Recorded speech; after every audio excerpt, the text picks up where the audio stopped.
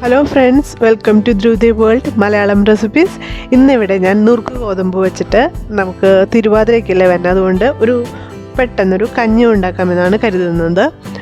അതിനായിട്ട് 1 കപ്പ് നുറുക്ക് ഗോതമ്പ് കഴുകി കുറച്ച് നേരം വെള്ളത്തിലിട്ട് വെച്ചിരിക്കുകയാണ്. ഇപ്പോൾ ഒരു 3-4 മണിക്കൂറായിട്ടോ. അപ്പോൾ വെള്ളത്തിലിട്ടില്ലെങ്കിലും കുഴപ്പമില്ല, പക്ഷേ നമ്മൾ വെള്ളത്തിലിട്ടിട്ടുണ്ടെങ്കിൽ നമുക്ക് അതിനനുസരിച്ച് പെട്ടെന്ന് വേവിച്ചെടുക്കാൻ പറ്റും.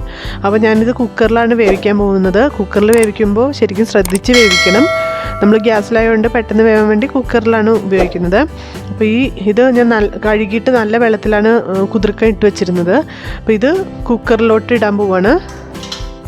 അതിനുശേഷം ഇതിപ്പോൾ 1 കപ്പ് നുറുക്ക് ഗോതമ്പാണ് എടുത്തിരിക്കുന്നത്. ഇത് ഒരു 5 കപ്പ് വെള്ളം ചേർത്തിട്ട് നന്നായിട്ട് വേവിച്ചെടുക്കും. ആദ്യം 2 വിസിൽ വന്ന ശേഷം നമുക്ക് കുറച്ച് ഇട്ട് ലോ ഫ്ലെയിമിൽ വെച്ചിട്ടൊന്ന് വേവിച്ചെടുക്കുക. അപ്പോൾ ഞാനൊരു 5 കപ്പ് വെള്ളം ഒഴിച്ചിട്ടുണ്ട് കേട്ടോ. ഇനി കുറച്ചൊരു ഉപ്പ് ചേർക്കാം. ബാക്കി നമുക്ക് കുടിക്കാൻ നേരത്ത് ഉപയോഗിക്കാമല്ലോ ഉപ്പ്. അപ്പോൾ കുറച്ച് ഉപ്പ് ഒഴിച്ചിട്ട് ഇതിലൊക്കെ നമ്മൾ സൂക്ഷിച്ചിട്ട് വേണം കേട്ടോ വയ്ക്കാനായിട്ട്. അതിലൊന്നും ഇല്ലയെന്നൊക്കെ ഉറപ്പ് വരുത്തിയിട്ട് എന്നിട്ട് വയ്ക്കാം. അപ്പോൾ നമ്മുടെ നുറുക്ക് ഗോതമ്പ് നന്നായിട്ട് വേവിച്ചെടുത്തിട്ടുണ്ട് കേട്ടോ. ആദ്യം ഞാൻ പറഞ്ഞ പോലെ 2 വിസിലടുപ്പിച്ച് പിന്നെ ഒരു ലോ ഫ്ലെയിമിലിട്ടിട്ട് 2-3 വിസിലടുപ്പിച്ചു. പിന്നെ എനിക്കൊരു പേടി കൊണ്ട് ഞാനത് ഓഫ് ചെയ്ത് വെച്ചു കേട്ടോ. കാരണം ഇടയിലെങ്ങാനും പോയിട്ട് വല്ല പ്രശ്നം ഉണ്ടാവണ്ടെന്ന് ഓർത്തിട്ട്. അത് കഴിഞ്ഞിട്ട് പിന്നെ നോക്കുമ്പോൾ അത്ര വെന്തിട്ടുണ്ടായിരുന്നില്ല, കുറച്ചും കൂടി വേവിക്കണമായിരുന്നു. അപ്പോൾ ഞാനത് വിസിൽ വന്ന ഭാഗമൊക്കെ ചെക്ക് ചെയ്തിട്ട് പിന്നെ ഒന്ന് വേവിച്ചെടുത്താണ് ഈ കാണുന്നത്. അപ്പോൾ നിങ്ങൾക്ക് ആവശ്യാനുസരണം അതുപോലെ നന്നായിട്ട് വേവിച്ചെടുക്കുക. ഈ പ്രഷർ കുക്കറിൽ വേവിക്കുമ്പോൾ മാത്രം ഇതുപോലെ ഇത്ര ശ്രദ്ധിച്ചാൽ മതി. അല്ലെങ്കിൽ നമുക്ക് വേവണ വരെ നന്നായിട്ട് നോക്കി നിന്നാൽ മാത്രം മതിയല്ലോ. എന്നിട്ട് ഇതിലോട്ട് നമുക്ക് 1 കപ്പ് തേങ്ങാപ്പാൽ ഒഴിക്കുകയാണ്.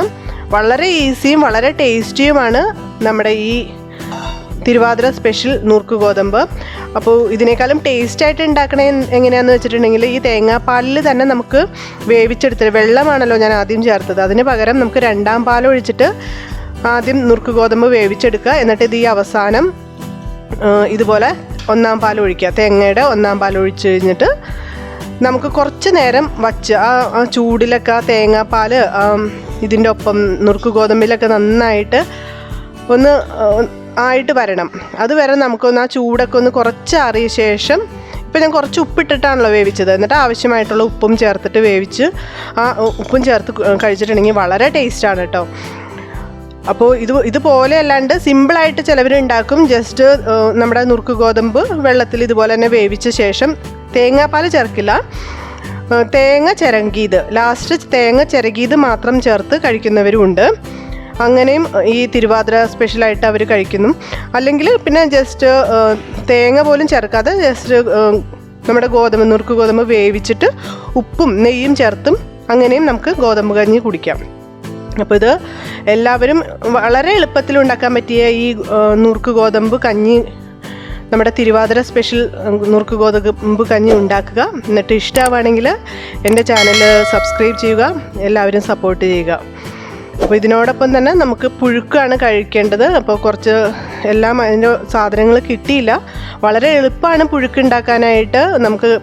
നമുക്ക് കിട്ടുന്ന കിഴങ്ങുകൾ, ചേന, കാച്ചിൽ, അതുപോലെ തന്നെ മധുരക്കിഴങ്ങ്, കൂർക്ക, കായ, ചേമ്പ്, അങ്ങനെ കുറേ നമുക്ക് കിട്ടുന്ന കിഴങ്ങുകൾ നമ്മൾ കുറച്ച് വെള്ളം ചേർത്ത് മഞ്ഞൾപ്പൊടിയും ഉപ്പും മുളക് പൊടിയും ചേർത്ത് വേവിക്കുക. വേവിച്ച ശേഷം കുറച്ച് തേങ്ങയിൽ കുറച്ച് വെളുത്തുള്ളിയും ഉള്ളിയും അതുപോലെ തന്നെ ജീരകവും ചേർത്ത് ചതച്ചോ, ചിലവർക്ക് അരച്ചാണ് ഇഷ്ടം, അപ്പോൾ അരച്ചോ നന്നായിട്ട് ചേർക്കുക. ചേർത്ത ശേഷം കുറച്ച് പച്ച വെളിച്ചെണ്ണയും അതുപോലെ തന്നെ കറിവേപ്പില ഇടുക. ഇത്രയേ ഉള്ളൂ പുഴുക്ക്. ഇതിനോടൊപ്പം കൂട്ടുന്ന വളരെ സ്വാദിഷ്ടമായ പുഴുക്ക്. അപ്പോൾ അത് കുറച്ച് നേരം ഇരിക്കും തോറും ആ പുഴുക്ക് നല്ല കട്ടിയായിട്ട് വരും. അപ്പോൾ അത് എനിക്കിപ്പോൾ കാണിക്കാൻ പറ്റിയിട്ടില്ല. എല്ലാം കിഴങ്ങുകളും കിട്ടുകയാണെങ്കിൽ ഞാൻ കാണിക്കുന്നതായിരിക്കും. അപ്പോൾ നിങ്ങൾ ഈ ഗോതമ്പ് കഞ്ഞിയും പുഴുക്കും ഒക്കെ കഴിക്കുക.